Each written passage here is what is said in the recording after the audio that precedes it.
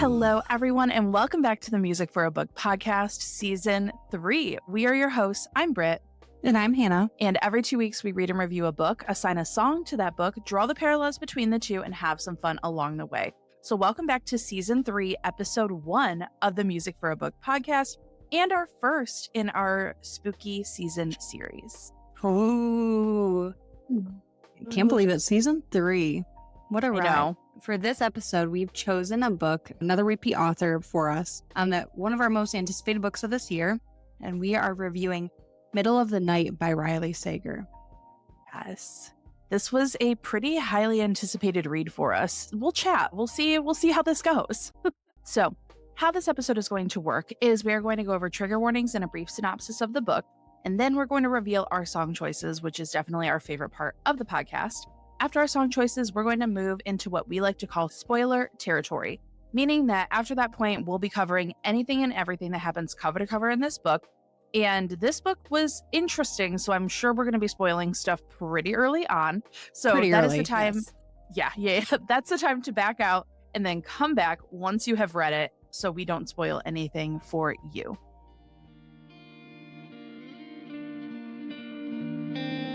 Dear reader, as always, check your own trigger warnings. We are going to go over the ones from Storygraph. Just as a heads up, if you don't want to listen to any of these, then come back for our next episode. But the trigger warnings for Middle of the Night are going to be child death, grief, death, drug abuse, addiction, dementia, car accident, kidnapping, and miscarriage. And then a brief synopsis of the book. We did grab this from Storygraph. So the worst thing to ever happen on Hemlock Circle occurred in Ethan Marsh's backyard. One July night, 10-year-old Ethan and his best friend and neighbor Billy fell asleep in a tent set up on the manicured lawn in a quiet, quaint New Jersey cul-de-sac. In the morning, Ethan woke up alone. During the night, someone had sliced the tent open with a knife and taken Billy. He was never seen again. 30 years later, Ethan has reluctantly returned to his childhood home. Plagued by bad dreams and insomnia, he begins to notice strange things happening in the middle of the night. Someone seems to be roaming the cul-de-sac at odd hours, and the signs of Billy's presence keep appearing in Ethan's backyard. Is someone playing a cruel prank, or has Billy, long thought to be dead, somehow returned to Hemlock Circle? The mysterious occurrences prompt Ethan to investigate what really happened that night, a quest that reunites him with former friends and neighbors and leads him into the woods that surround Hemlock Circle. Woods where Billy claimed monsters roamed and where a mysterious institute does clandestine research on a crumbling estate. The closer Ethan gets to the truth, the more he realizes that no place, be it the quiet forest or suburban street, is completely safe, and that the past always has a way of haunting the present. Dun, dun, dun. It's spooky season, so we're going to have a lot of those, I feel like. Not our normal one per episode. Yeah. So, are we ready to reveal our first song choice of Season 3? Yes. I'm ready. All right. So, welcome back, you guys. Nothing has changed for Season 3. I struggled with my song choice. Who would have thought? Who would have thought? But I did go a little off of kind of my normal vibe. I did not choose a Taylor Swift song, no Harry Styles. I did, however, find a song in my really long list of listening.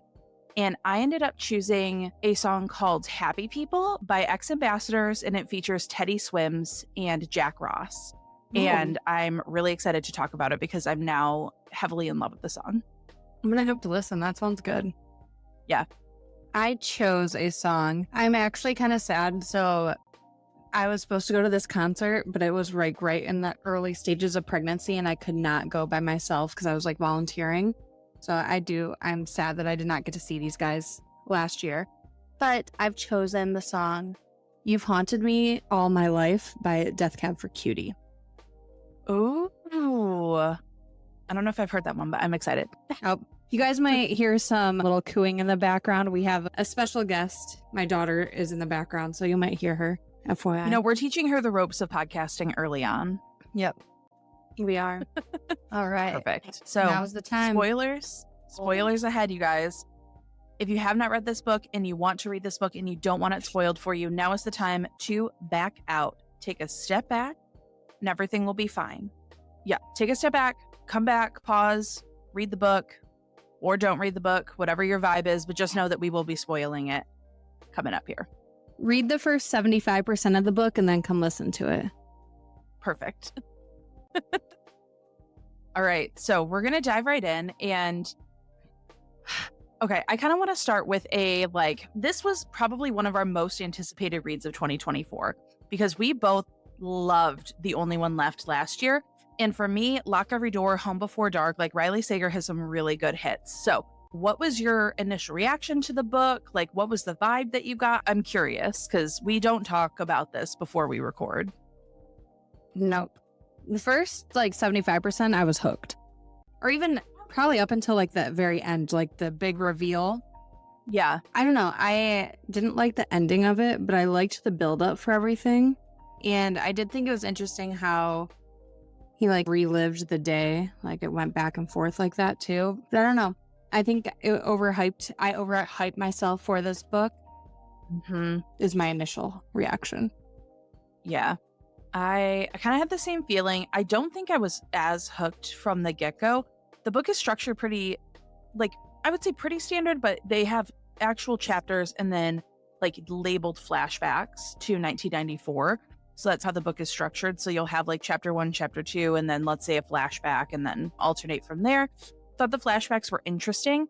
I was so I think my biggest issue is I feel like if books are going to use the paranormal and reference the occult, that they need to do it full out, because I don't necessarily love when it might be paranormal, but it's always explained away. Because I'm this is a work of fiction.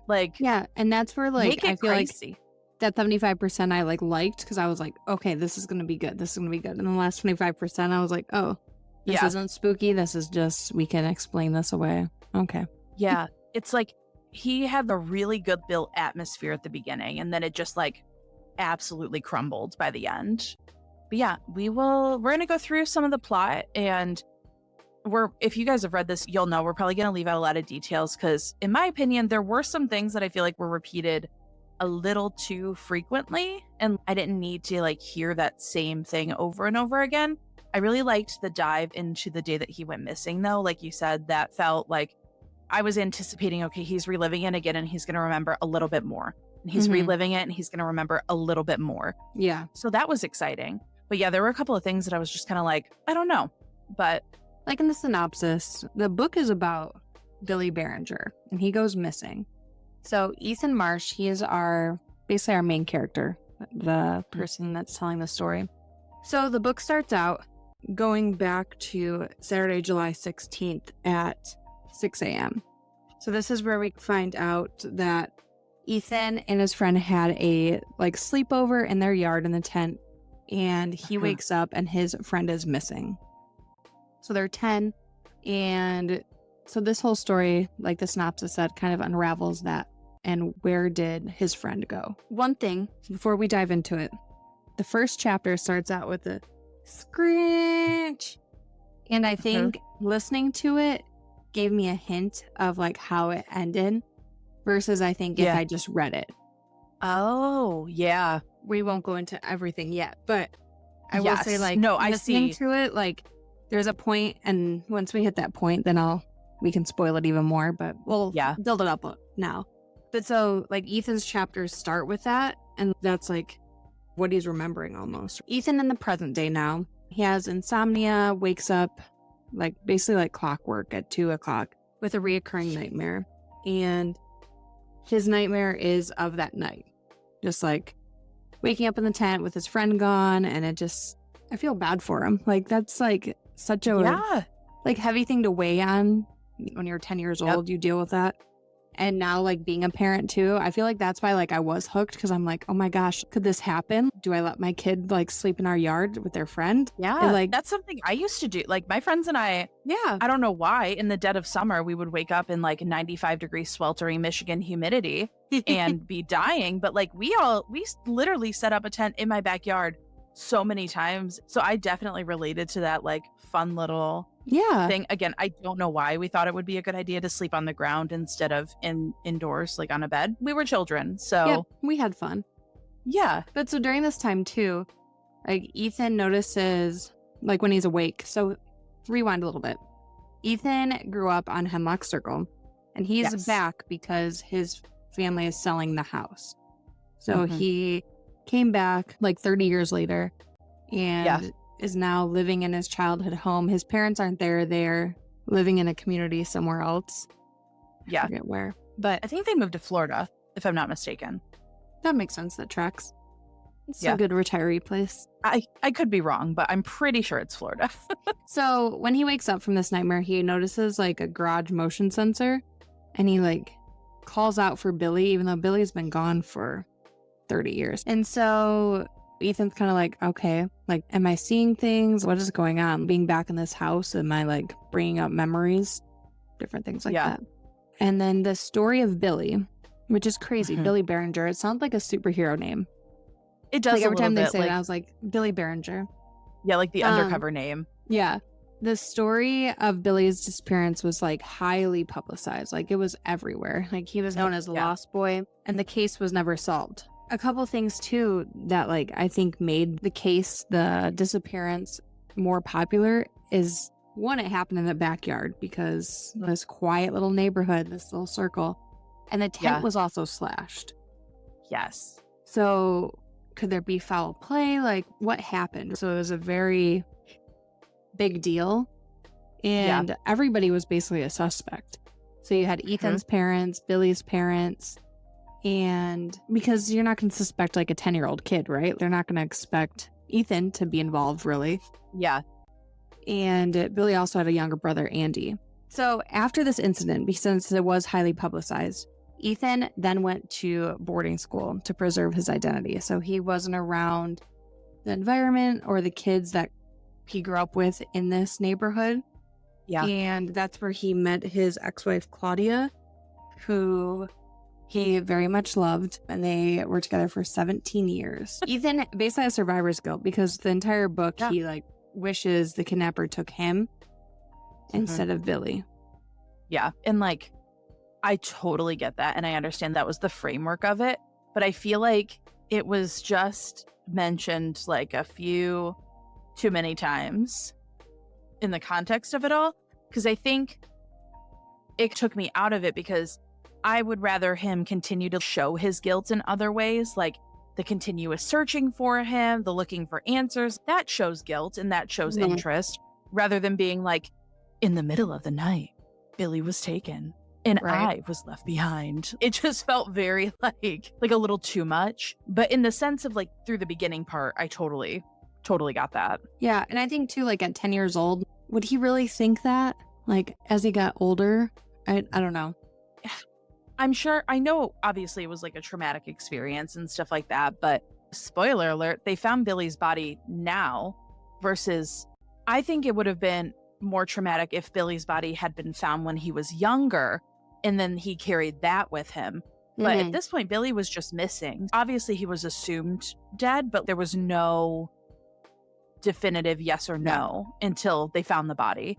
But yeah, I think that he did a great job of showing us that guilt through the actions he was taking and like some things that were probably a little over the top, but it made sense for like the mental state that he was in versus always just telling us, I feel so much guilt about Billy, you know?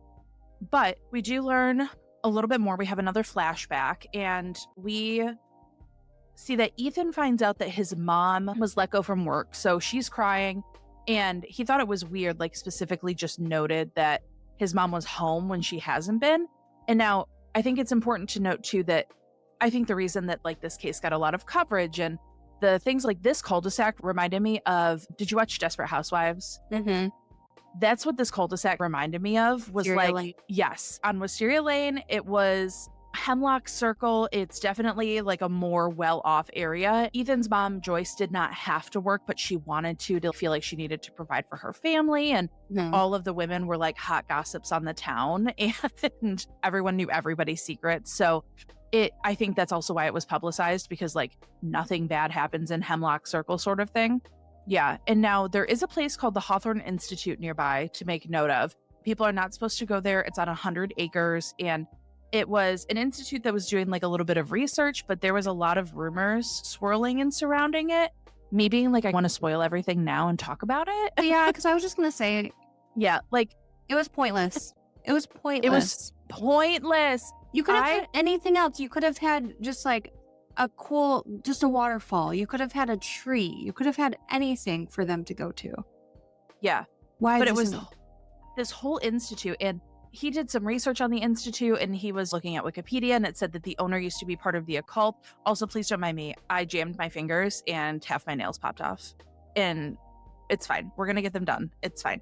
But I think what I was so irritated that we learned so much about the history of Hawthorne Institute. He went there and pretended to tour the venue like he was getting married, did all of these things. And like his mom was hiding it from him, but she worked at the Institute and she caught them doing fucking Gregorian chants in the wilderness and stuff with a pig's heart and like, like ritual sacrifices. Okay, hear me out though. If you were going to do that, if he was going to lean into the Hawthorne Institute, that should have been the root of everything. Like everything should have tied back to the Hawthorne Institute, because I would have, you're telling me there's a secret institute with occult behavior and paranormal activity? Sign me the fuck up. Sign me up. But don't make me read about it. I feel like, I don't know, a good 20% of this book was about the Hawthorne Institute, either going to it, being at it, or researching it, for it to just be nothing. Nothing. You're telling me nothing happened? And like, yeah, either don't put it in or make it your sole focus. Because I was losing my mind at the end, and I'm like, what do you mean? Yeah. It's not to do with the Institute. What do you mean? Yeah. But anyway, you got Hawthorne Institute. We're going to talk about it a little bit more as we go, but just know, like, it didn't matter at the end, and it was very frustrating. But something interesting, because I feel like Ethan, okay, this was Riley Sager's first book written in a male POV, which I thought was interesting. He usually writes in female POVs. And what also happened, like in the chapters, he was writing from Ethan's first person point of view. And then in the flashback chapters, he would oscillate in a third person POV into like who we were looking back at. But I don't know about you, but I felt like Ethan was just there and had like no depth or personality. Yeah, and I also felt like when they went to the flashbacks, or he was talking about like how he was friends with Billy just because, right? Just because they're neighbors. Yeah. I'm like, what makes you so special? Like, I never understood what made him so popular, how like his neighbors wanted to hang out, like his other neighbor wanted to hang out with him, like Billy. Why? Yeah. I never understood that about Ethan. And I think, like you said, he was just there. And I'm like, okay, why does everybody want to be his friend? Like, what's special about him? And I thought he really drove home the fact that, like, while Billy was his best friend, they probably wouldn't have been friends long term. And he wasn't actually that close with him. And I'm like, okay, I get it. So why are you carrying so much guilt then if like you actually didn't care about him? But yeah, I don't know if it was just because it was his first time writing in a male POV or if it was just the book in general, but I felt like Ethan was just like, I would have almost rather it have all been in third person than been inside Ethan's head, because I don't think we gained anything from being inside of Ethan's head. We could have all just looked at it from like an elevated third person POV and gotten the same thing out of the story. If an author is putting me inside the narrator's head, I need to be inside. Like, I want to know their thoughts. I want to know their feelings. But Ethan was just kind of like, there's the baseball in my yard. Ooh, spooky. Yeah, because Billy is said to be like a strange kid and he doesn't really fit in. And Ethan is his only friend, but I don't know. Anyway. I don't know. But basically, so in present day, Ethan, the guy who does the lawn that his parents paid for the summer for, was like, yo, dude, tell your kid to not leave his shit on your lawn, basically. And he's like, first of all, excuse you, second of all, I don't have a child. And he brings him this baseball, and immediately Ethan spirals, and he's like, wait a minute, that was Billy and my thing, that's what we're doing, and all this stuff. So he spirals, and so he does like a wellness check on everyone in the neighborhood to be like, knock, knock, knock, was this your child's baseball? Yeah. Which I thought was, again, a little dramatic. You know, it's a baseball. Let's not shit ourselves.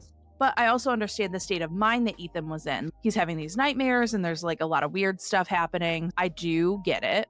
Yeah, because he definitely had like a lot of paranoia. He's back home where everything happened and the baseball. Then he goes out and buys cameras for the house and motion sensors and everything. And definitely could feel his paranoia throughout.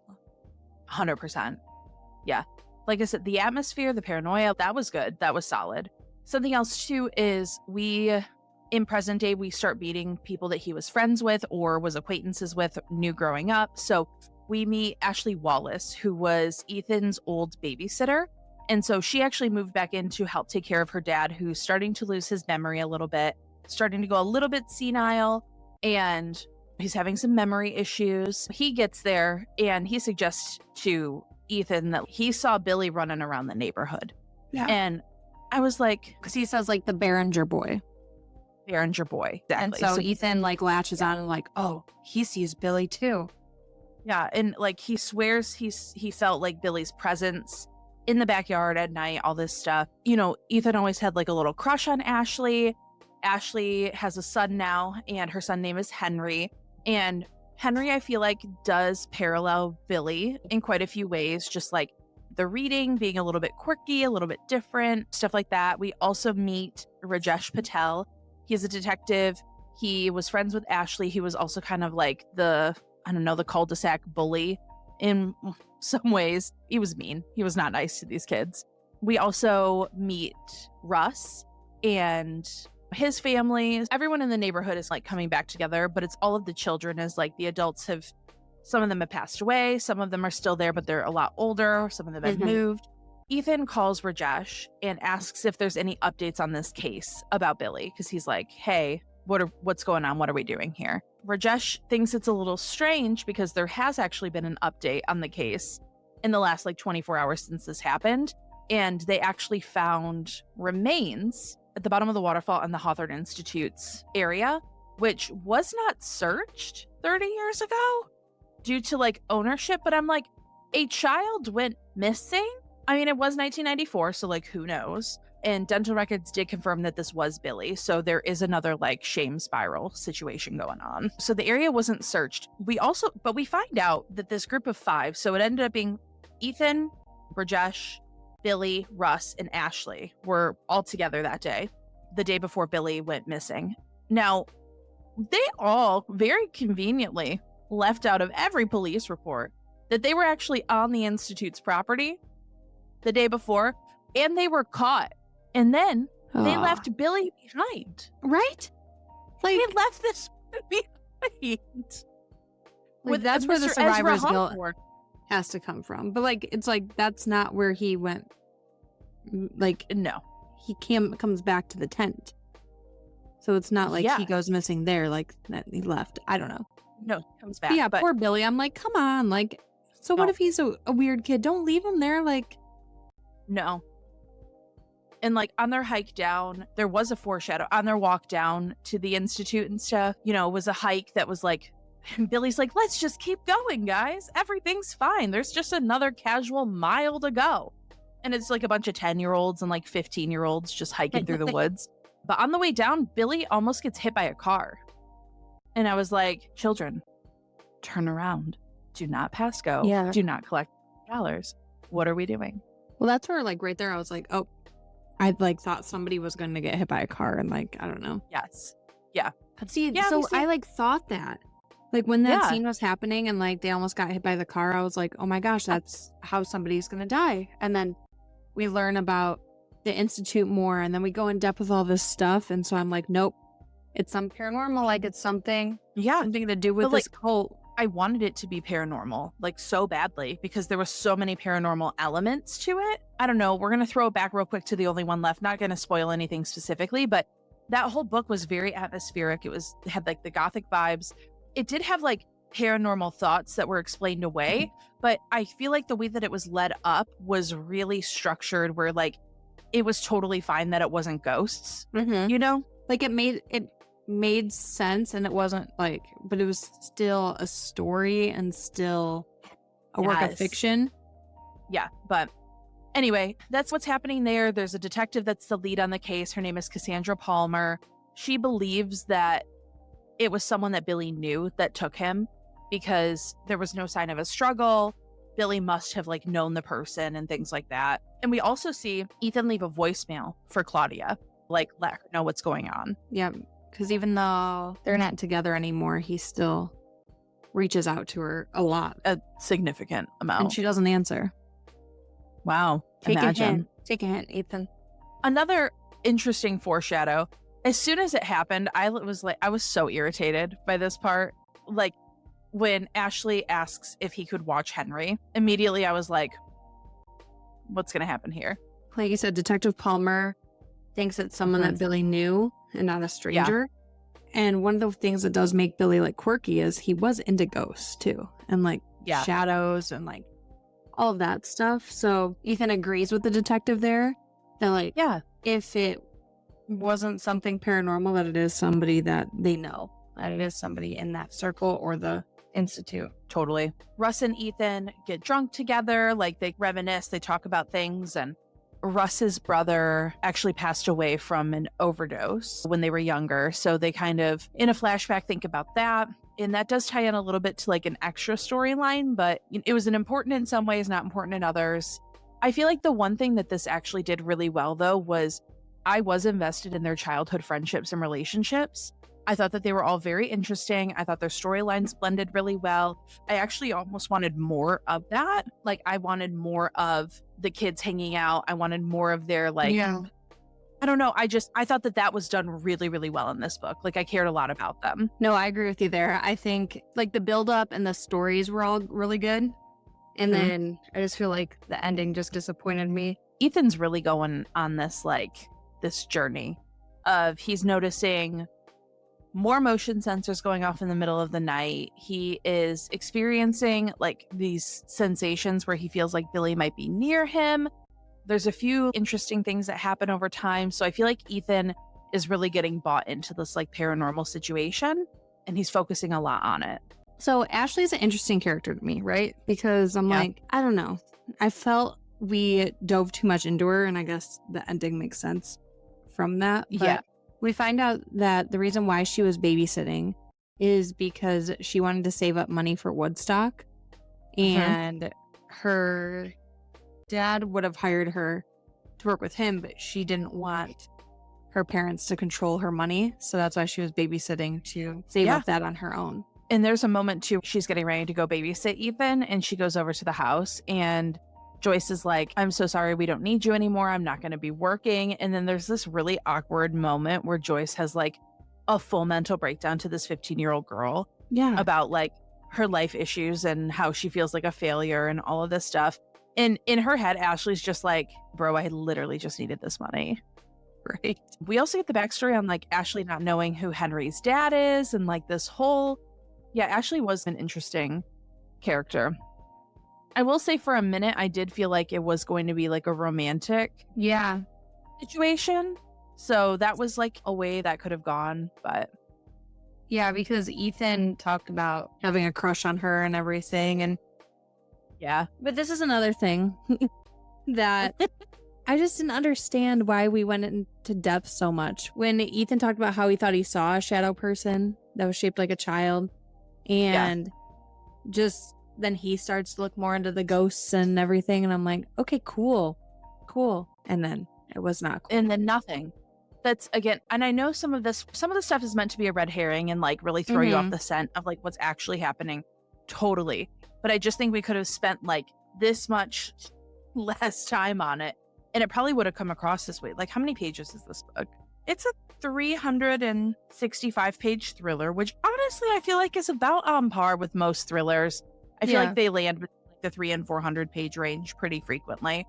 But I think there was just like so much unnecessary diving into things that were meant to throw us off our scent, to the point where it's like, where did this come in? Like a couple of foreshadows here and there. And I know that we want the twists and turns to be twists and turns, but I feel like there's only so many things that you can do in a thriller and still make it be like remotely believable. Ethan calls Claudia again, and this time there's a baseball that's thrown, but it's like really worn down and weathered, and it has bite marks from a dog on it. And Ethan realizes that like that is the baseball that he and Billy used to use. And so it was very creepy. He has like a full-blown meltdown about this. I wanted to be creeped out. Like, I wanted to be scared. I wanted shit to be weird. I wanted to be unsettled. One of the other books that we read for season 3, I unfortunately read before this one, just the way that everything worked out. And that one gave me like such an unsettled, horrified, creepy feeling the entire time I was going through it. So when I got here and it was super atmospheric and creepy, I think that like I may have done myself a disservice by listening to one before the other. Yeah, I feel like it was a disservice for you. Yeah. Because I think both the endings to this one and that one, people could either love or hate. Yes. And I think if you like one, you probably don't like the other, if that makes sense. Great. Yeah. So I think I just set myself up for failure. And also, like Hannah said earlier, I think with The Only One Left being one of my favorite reads of last year, and then I loved Lock Every Door. I loved Home Before Dark. I think that I just set myself up for too high of expectations, because I did also read House Across the Lake by him this year. And like, I was not impressed by that one either. So maybe there's just like a range, some hit and miss. It could be like that for any author. So an interesting flashback too is, so we talked about how Ethan is basically Billy's only friend, and yes, honestly, it feels like Billy is Ethan's only friend because he doesn't want to hang out with anybody else in the neighborhood either. But Billy has a little brother, Andy, and Andy wants to hang out with them. But Billy and Ethan are like, nope, they reject Andy. So the Hawthorne Institute, I think, was cool. Like, now it's a venue, a wedding venue. How cool. I thought of you instantly. I was like, if Brittany ever gets married, a place where like a cult used to be, sign her up. Listen, I feel like it was so cool. It reminded me of like, almost, if you guys are familiar in like the Michigan area, it reminded me of like an Eloise asylum, but if Eloise was placed on like multiple acres of land, like in the recesses. We spent so much time on it. Again, I don't know. But we have like the flashback where they officially go to the Institute and like they find a gap, slip in through. It's by the waterfall. And there's like a whole situation where people can't get back through. And like they're basically fighting to get through this like gate to get away. Yeah. And this is where Billy gets left behind. Yeah. So that's in the flashback. But what I found just revisiting this is, we told you guys spoilers. We've been hinting at it. Soon here, if not now, we will reveal the ending. But when we go into like the present day, Ethan decides to go walk the forest, right? Because why not? Ethan, smart idea. Great idea. Why not? Reading it back though here, we mentioned already the road and how somebody almost got hit by a car. But Ethan remembers that like when they did the search and the dogs were like searching the trail for Billy after he went missing from the tent, that they couldn't tell where Billy's scent went after the road. Ethan explains it away, saying there's a bunch of them. We went back and forth. I probably got lost. Ethan even says, in truth, it was only the halfway point, like the road to the Institute. Yeah. But we know now, in truth, that is the scene of the crime. It sure is. And so I thought that was interesting. Yeah, looking back, there are a few built-in foreshadows that like are pretty cool to reflect on and think about. Yeah, no, that was a good catch. Like a nice little moment there. Yeah, because at this point, we talk about unreliable narrators a lot. Ethan definitely is one-ish.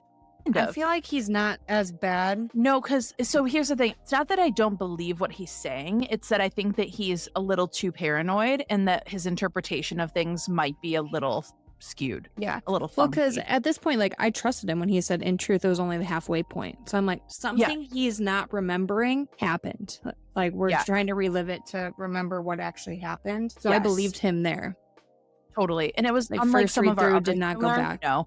Some of our other thrillers where we had like truly unreliable narrators, the one that I always go back to is Listen for the Lie, where we talk about a truly unreliable narrator. That is one right there, because Miss Girl had dead people talking to her in her brain. You guys can go back and listen to that one. That was a season 2 goodie. It was a fun little episode. But in present day, Ethan is digging around the Institute, breaking in places. Rajesh has to come and take him away from the scene because he's gone to the basement, found a picture of Ezra with Johnny Chen, so the older brother of Russ. And so he's like, interesting, wonder what's happening here. The owner, she was like, I thought Ethan was trying to rob the place. I thought that's what was going on. So that's what Rajesh tells him. And Ethan finds out that Rajesh and Johnny volunteered at the Institute. And he's like, dude, you got to tell me what you know. Like, you're hiding stuff, blah, blah, blah. And he's like, it was an experiment. Like, we were there for, I don't know, like what, an hour. We were doing some stuff with ESP, trying to guess cards and all of this. And Rajesh said he never went back, but Johnny did. And they seemed to enjoy it. But we find out that because the women like in the neighborhood were talking of when Billy went missing, that there was like a stranger walking around in camouflage and all this stuff.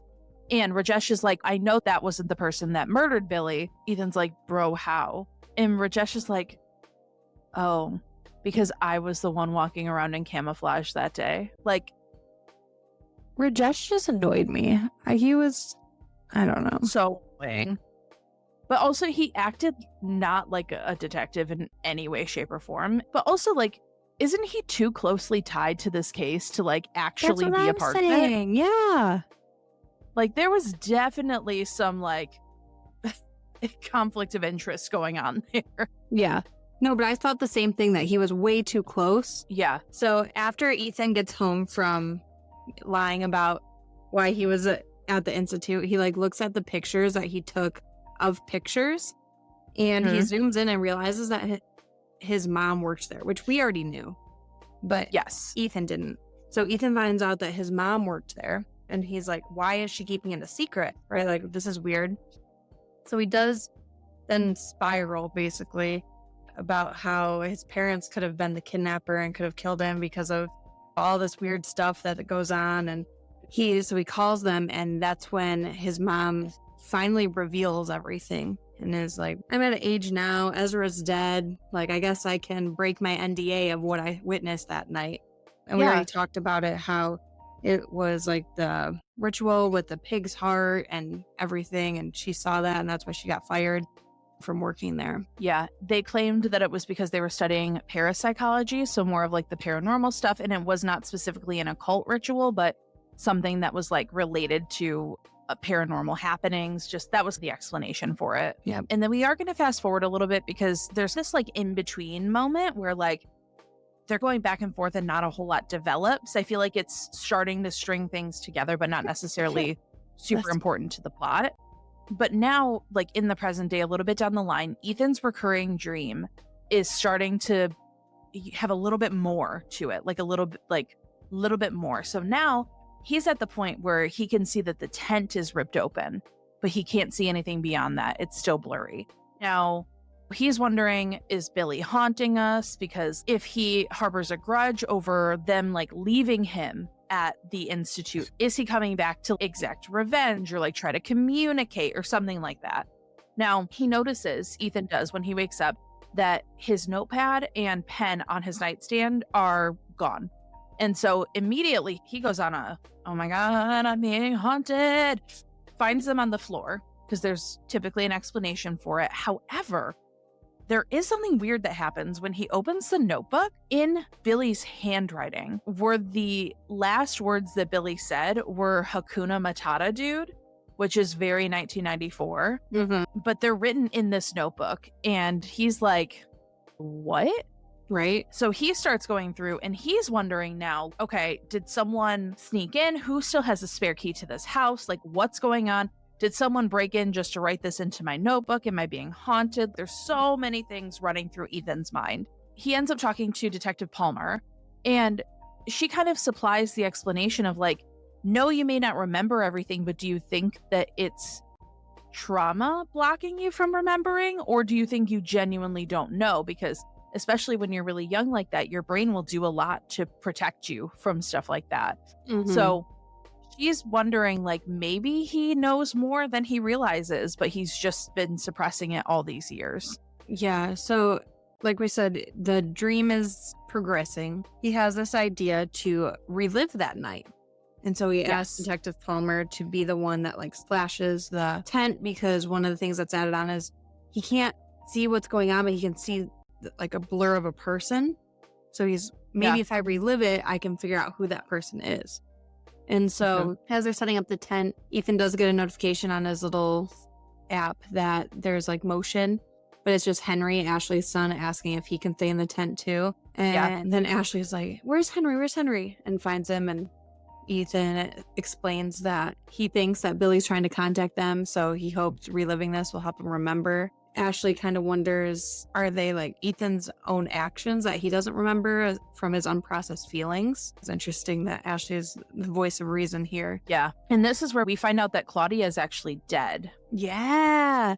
I wasn't expecting that. No, and I've seen in other books too, where like you leave voicemails for people and they've passed away and then they reveal it toward the end and you piece it together. This was one thing that I really thought that he was just reaching out to Claudia, because we didn't talk about it too much, but one day Claudia sat him down and was like, I want to have a child. I want to have a family. And he was so traumatized by this thing growing up that like he didn't want to bring a child into the world just in case something like this could happen, because he saw the effects of it happening to, family. He experienced the trauma. And so we're definitely led to believe that they split because of that decision, not because Claudia had passed. And I thought that was interesting. I don't know if you felt like this, but I thought the tie-in of his grief from Claudia did actually make a lot of sense to why he was so erratic in like this behavior, because to me, I understand that like he has this trauma from childhood. He's in this space again, like he's reliving those things. So of course they're going to be front of mind. Of course they're going to come to the surface.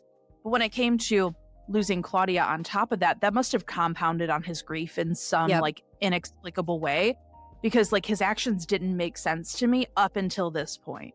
Once I found out about Claudia, I was like, oh, so it wasn't just about the children. Like it really is this like all-encompassing grief that he's feeling. He ends up leaving her one final message. He leaves Claudia one final message and says goodbye, because I think this was his realization, because Ashley was like, dude, I know your wife's dead. Which, first of all, ma'am, relax yourself. Right? Like, let's all calm down here. But it did help him like, okay, maybe it is time to just let this go and move on. But he wakes up in the tent from his dream again, and everything feels like more vibrant, more vivid, more real. The motion sensor detector is going off, and he finds a piece of paper from the notebook that says Hakuna Matata Dude on it.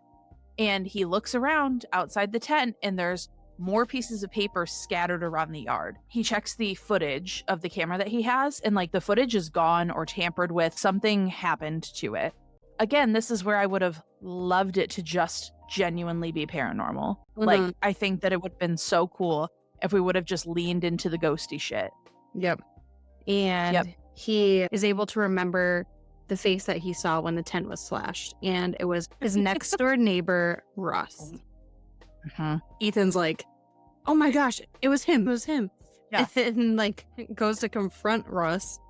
And poor Russ, like, dude, he just wanted to be friends with them and just felt left out, and he just wanted to scare them a little bit and like play a prank. Poor Russ. Ethan causes this big scene, like confronting Russ that he was the one that kidnapped or killed Billy. Yeah. Russ's mom says that she like hid the knife that did it because she wanted him to be okay and like take care of him, and she didn't think that like he actually hurt Billy. Yeah. But wanted to protect her son because the older son, Russ's older brother, died of overdose, so she didn't want to lose another son to this. And even if she knew that he didn't do it, it still looked a little sus, Russ. A little incriminating, just a little. This is where everything starts to unfold, and this is where the story fully lost me. Ashley comes looking for her son Henry, who was obviously like chilling with Ethan, sees from the motion sensor that Henry was at the tent, and then Henry is not there when they get there. And then also there's an image of a person in a hoodie that walks by, and they do some like inspection on it, and they realize that the person that they've been seeing, or that Ashley's dad has been seeing when he kept referring to the Behringer boy, was Billy's brother Andy. Dun dun dun. Dun dun. So it's been Andy this whole time with that. They quickly throw the pieces together and things start coming to, and there was a barn that like at the Institute lines that they thought could have had a squatter in it, and they start piecing together that it was likely Andy. So Andy took Henry and has him tied up. Another kidnapping. Alleged kidnapping. We still don't know what happened to Billy's, technically. Not yet. He admits that he's the one that's been leaving baseballs because he wanted Ethan to try and find out what happened to Billy. Which, like, I know Ethan just moved back. I just thought that was strange, like strange behavior Yeah. from him. But he said that he was actually outside of the tent the night that Billy went missing 30 years ago. And that's how he knew the final words that were said, the Hakuna Matata dude. Flashback to Andy spying on them. Andy actually accuses Ethan of being the one to kill his brother. Mm-hmm. Ethan had said some nasty words to Billy before like the very end. And he said he was being mean to him. And he was like, if you like ghosts so much, why don't you just die and become one? Which is very 10-year-old boy. Yep. Very on brand. Andy doesn't believe him. And now we're in this like hostage situation where he's threatening to just yeet Henry over the edge of the waterfall. Right? Unless Ethan confesses. And I'm just like, sir, I feel like there might be a different way to do this. Yeah. Perhaps there was a different way. And then we get the big reveal. And Ashley confesses that she was the one who killed Billy. In a car accident. In a fucking car accident. And that's it, folks. That's it. Mystery solved. Yep. Ashley was driving without a license, drunk, coming home from a party. She told her parents that she hit a deer. Yep. Because Billy snuck out of the tent to go back to the Institute. Uh-huh. And so because he was crossed very the road- intrigued by the ghosties. Yep. And then he got hit by a car. And that's it. That's literally it. And now Ashley goes we're to jail. 8 months later. Yeah. And guess who adopts Henry? Surprise. Wow. Ethan's a dad now. Everything he ever wanted. Ethan's teaching at a private school. He's reading Henry Billy's copy of the ghosty book. Like, very much wrapped together. If that felt anticlimactic, it's because it was. Yep. Like, the way that we said it is literally the way that it happened. It was, I mean, maybe like this much, not even, like this much left, pretty much. Yeah, page 346. We had 20 pages from the confession to the end, including the epilogue of learning everything that happened. So it again was frustrating because we learned so much about this institute, and then just to find out it was just a teenage drunk driving accident. Yep. Yeah, like I said, it was pretty anticlimactic, but that was Middle of the Night by Riley Sager. That it was. That is it, folks. That is it. Oh what my gosh. What a way to start season 3. Listen, we're not going only to go win them up all. from here. We can only go up from here. And I will say, I do think our next couple of books are going to be a little bit better than this one. Actually, our next 3 episodes are definitely going to be better. Yes, 100%. Yeah. I'm so excited for those 3. Yes, cannot wait. And now we're going to talk about our song choices, book ratings, and let you guys know what's next. So, our first song dissection of season 3. I'm very excited to talk about these songs. So, Me too. in case you guys did not know, we do have a playlist on Spotify available with all of the songs that will be happening for the season. So we have a season 1, season 2, and summer mixtape playlist, and these will be the start of our season 3. So I picked Happy People by X Ambassadors featuring Teddy Swims and Jack Ross. And this song, like I told Hannah, this song just like scratched an itch in my brain. And I thought the lyrics were really interesting in parallel to Ethan's kind of paranoia and sadness. So it starts off with, everywhere I go, all I see is blue skies and lovers' eyes, kissing under city lights, and don't they make it all look so easy? I tried to fake a smile, pretend that I won't be going home lonely tonight. Goddamn, I wish I didn't feel so crazy. Just like right off the bat, those like initial vibes of Ethan just being like, I wish that I could have had this life that I built with Claudia. I wish that I could have felt these things. I wish that I didn't have this trauma to like what happened to Billy and all of that stuff. And so the chorus is, I wish I could be like happy people. I just want to be like happy people, but I'm suffering inside, losing my mind. These smiles, they just make me cry every time because happy people just remind me of you. At first I was like, does this kind of fit? And I think it does, because I really think that once we learned about the trauma that he had due to Claudia's sudden death, on top of the trauma that he had as a child with Billy going missing and never really being able to resolve that, his insomnia. And I think that he feels like he's losing his mind. He's losing pieces of himself, just really trying to get answers to this story. And it says, everywhere I've been, all I hear is I love you's vows renewed, holding hands and jumping brooms. Man, they make it look so easy. And I tried to tell myself, just give it time, but these tears never ever dry. Good Lord, I feel like I'm just fading. And I think that's a great like representation of all of the voicemails and text messages that he left Claudia over time. Like really just, he poured so much of himself back into this relationship. And even though he said that he didn't want children and that's not what he wanted and all of this stuff because of what happened to Billy, once Claudia was gone, he realized like that was his person and he would have made a life with her and he would have had these things. And then it repeats the chorus. And something that I thought was very interesting was like this little bridge part because it says, because night after night, I see your face. You opened my eyes. I can't look away. You stare back at me. You're staring back at me. Oh, and time after time, I've made my mistakes, haunted by memories I can't erase. I just want to be happy. Like that haunting feeling that he has from both Claudia and from Billy and like life that he's built. And it repeats the chorus too. And the ultimate thing is I'm suffering inside, losing my mind. I just want to be like happy people. I wish I could be like these happy people. And man, this song, like we always, if you guys have been around for a while, if you're not, if you're new, hi, welcome. We often think of songs in terms of kind of the cinematic implications of how they would fit into the book if this book was turned into a TV show or a movie. But this time I really just went based off of the lyrics and like a true gut punch of a song because there was a lot of emotional aspects to this book. And so being able to like tap into the emotional part and like I could not see this involved in the movie or show at all, which is probably a first for us in a minute. But I hope you guys listen to it because I had never heard it. I was going through by artists. So I was like, who might have a good type of vibe? I was like X Ambassadors. I was looking at a bunch of different artists, but I have been wanting to use an X Ambassador song for a while. And so, I was looking at like Elenium. I was looking at Imagine Dragons, like that kind of vibe.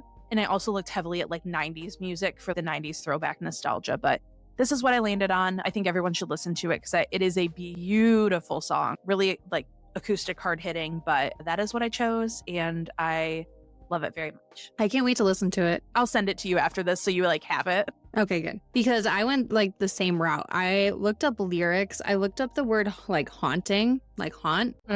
And just trying to find an artist I really liked and a song I might know. And that's where I came across like You've Haunted Me All My Life.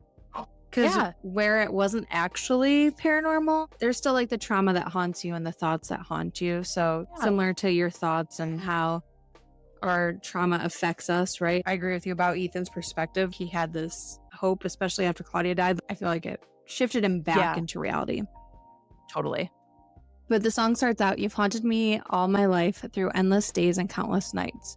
There was a storm when I was just a kid, stripped of the last coat of innocence. The line even, through endless days and countless nights, talking about Ethan, right? Just up all night, all these days trying to think about Billy. There was a storm when I was just a kid. Obviously the big trauma that happened with Billy going missing. It repeats, You've haunted me all my life a lot. And I feel like where you talked about how Ethan relives this trauma all the time, right? It's just haunting him over and he feels that survivor's guilt and that's what's haunting him there. The line that really stuck out to me, because he repeats, You've haunted me all my life a lot in it, but it's, I still see you through the eyes of a child. And so it tied to me where he was in the tent, relived that, but just, I feel like where he couldn't tie in with Claudia too, paralleling what you said, is because of this trauma. He was still had that like the eyes of a child. So he still looked at his life as he did as a 10-year-old versus now as like an adult. So that's really the line that stuck out to me there, that when I listened to it and I read the lyrics, I was like, yes, we're picking this song. Loved it. Such a good one. That line is perfect. I don't know, like paired especially with You've haunted me all my life and I still see you through the eyes of a child. Just right there. No, I love that. All right. So we're going to go into our first book ratings of season 3. And if you guys don't know, we have abandoned the traditional star scale in favor of a to the moon and to Saturn. So I rate in moons, Hannah rates in Saturns. And it's just to give us a more personalized scale here. And so we're starting out the season. I will say, I feel like I didn't know what the vibe was. I think I'm going to go with 3.5 moons. I'm going to do 3.5 because I did have a lot of parts that were interesting. I liked it better than House Across the Lake, which I gave a 3 to. So I feel like that is my scale here. For reference, I gave The Only One Left 5. So there's a little bit of a gap here, but 3.5 moons is what I feel comfortable giving. On Goodreads, I will round down to 3 because I would rather round down than round up on this one. I'm going to be right there with you with 3.5 Saturns. Mm-hmm. I think what would have made it for me is that last 25% there and just the reveal. I mentioned this off air to Britt that it felt like Murder on the Orient Express, that everybody had like a hand in it. But I feel it was just an anticlimactic reveal of what actually happened to Billy. 3.5 Saturns, along with your moons too. Perfect. Not like a terrible start, but I think we can do better. We can do better. So that brings us to our next book, you guys. So our next book, we are continuing with spooky season because we have 3 episodes dropping in October, and we're very excited for this one. So we're doing this was a thriller mystery. Our next one is a romance, and we're ending the month on like a horror thriller. So our next book is actually going to be, it's a romance between a paranormal conspiracy theorist and a web series producer. And so we're going to be reading and reviewing Love and Other Conspiracies by Mallory Marlowe. And I am a little bit into this book, and I'm going to tell you right now, I'm actually obsessed. Like, it's so fun. I don't know how it's going to pan out, but it is hilarious. I know this is a debut novel from her. I'm so impressed. We're very excited to talk about this one on the next episode. So make sure you pick this up. You can listen to it on, I believe it's on Spotify as an audiobook. You get 15 hours a month if you're a premium Spotify member, just so you guys know if you didn't. But yeah, we're very excited. So excited. We love our thrillers and our horrors, but doing a spooky season romance too, I think is a lot of fun to throw in the middle of it. Totally. All right. So thank you guys so much for listening and for tuning in, for listening to our summer mixtape series before we came back for this season. Be sure to follow us on Instagram, TikTok. We do have a Patreon. You can support us for just $5 a month. You get extra bonus content. You get to see what we're reading, and you get everything a little bit earlier. So we would be so appreciative if you would decide to support us in that way. Be sure to give us your thoughts on social media, what songs you assigned to this book, if you read this book, what your ratings were. And also, following us on our social channels is huge because we reveal what books we're going to be reading about 3 to 4 books ahead of schedule. So that way you're not trying to play catch up for every episode, and you can kind of lay out what's happening, as things are falling through. So again, thank you all so much. We are so excited for this season. Yes. So we will see you with our review of Love and Other Conspiracies on Wednesday, October 16th. And until then, keep reading with kindness. Bye, everyone. Bye.